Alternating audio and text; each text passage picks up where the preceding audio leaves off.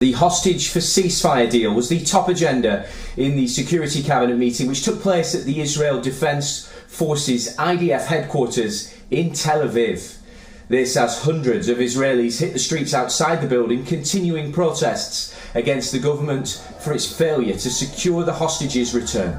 They urged the cabinet to do more to secure a deal with Hamas.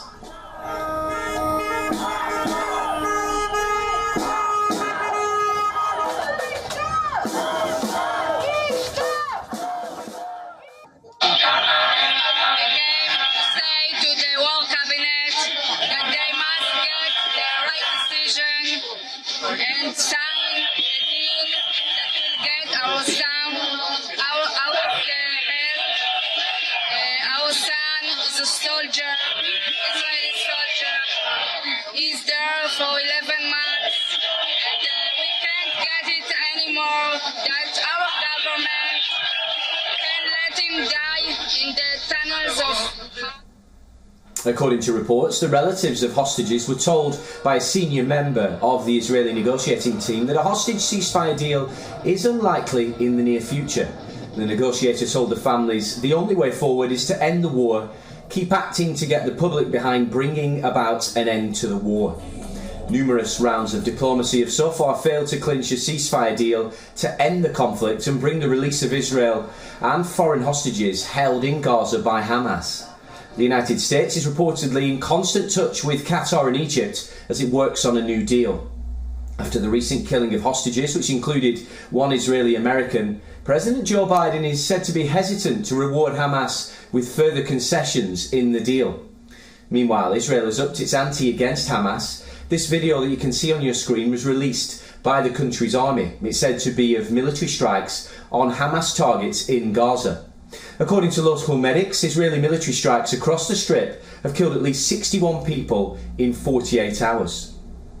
Meanwhile, on a visit to Gaza, Israeli Defense Minister Yoav Gallant listed the country's goals: first, to eliminate Hamas, and second, to bring back the hostages. He said that Israel was also preparing for a possible escalation in the north.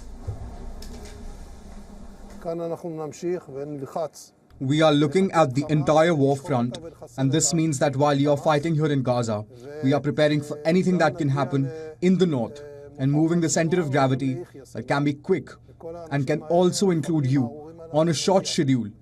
We are preparing for all of these possibilities. At least 14 people were killed in multiple Israeli strikes on Syria's Hama countryside. According to local health officials, 13 people were also injured in the attack. Meanwhile, a gunman killed 3 Israeli civilians along the border with Jordan at the Allenby Bridge border crossing in the occupied West Bank. The gunman, Jordanian national named Maher al-Jazi, was later shot dead by the security officers, according to Israeli authorities. Jordanians chanted slogans as they hit the streets in support of al-Jazi.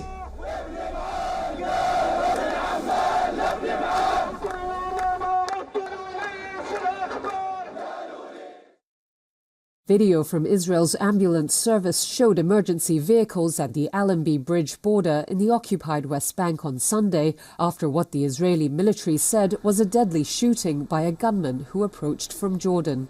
The military said 3 Israeli civilians were killed after the attacker got out of a truck in the bridge area and shot at security forces there. They added that Israeli forces eliminated the gunman. The Israeli manager of the crossing said 3 workers were shot dead at close range. It's the first such attack along the border with Jordan since Palestinian Islamist group Hamas launched an assault on southern Israel on October the 7th, sparking the latest war in Gaza that has ratcheted up tensions across the region. It took place in a commercial cargo area under Israeli control where Jordanian trucks offload cargo entering the West Bank, officials said. At a cabinet meeting, Israeli Prime Minister Benjamin Netanyahu strongly condemned the shooting. This is a difficult day. A loathsome terrorist murdered in cold blood 3 of our civilians at Allenby Bridge. Jordanian officials said the crossing was closed and that they had begun an investigation into the shooting. The assailant was a 39-year-old truck driver who came from an influential tribe in southern Jordan, according to family members. Israel and Jordan signed a peace treaty in 1994 and have close security ties. Dozens of trailers cross daily from Jordan with goods from Jordan and the Gulf that supply both the West Bank and Israeli markets. Well, our correspondent Jodie Cohen elaborates on the current prospects of a hostage deal for ceasefire.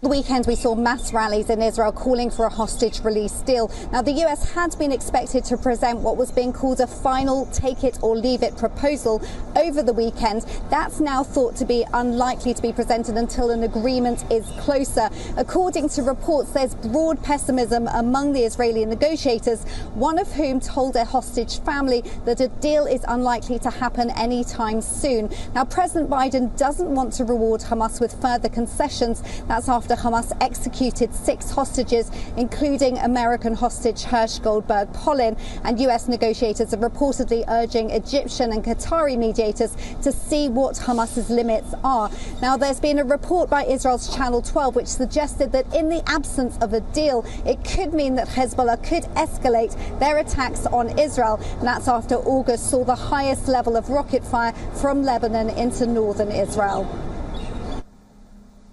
Well, Jodie also told us if there's a possibility of further escalation on Israel's northern border.